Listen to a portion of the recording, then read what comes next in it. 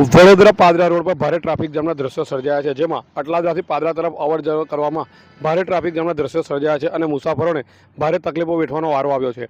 પાદરાથી Sangma canal road પર પણ ટ્રાફિકના દ્રશ્યો જોવા મળે છે। સાંજના સમયે લોકોને ઘર તરફ જવા માટે પણ ભારે મુશ્કેલી વેઠવાનો વારો આવ્યો છે। આંતરિયાળ માર્ગો પર પણ ભારે ટ્રાફિકની પરિસ્થિતિ જોવા મળી રહી છે। તંત્રની બેદરકારીના કારણે સામાન્ય પ્રજાને વેઠવાનો વારો આવ્યો છે। જિલ્લા ટ્રાફિક અને વડોદરા શહેર ટ્રાફિક વિભાગ ક્યાં છે તેનું આ ઉત્તમ ઉદાહરણ દેખાઈ રહ્યું છે।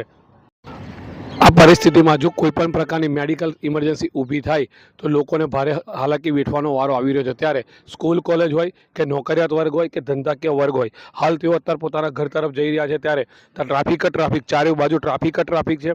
પાદરા વડોદરામાં જે અંતરિયાળ માર્ગો છે, અંતરિયાળ માર્ગો પર પણ જ્યાં જુઓ ત્યાં તમને ટ્રાફિક જોવા મળશે। તો અમે આપણે અરજ કરીએ છીએ કે જો તમે ઘર તરફ જાઓ છો કાં તો ઘરેથી બહાર નીકળો છો તો જરા ચેતજો, શક્ય હોય તો બહાર નીકળવાનું ટાળજો।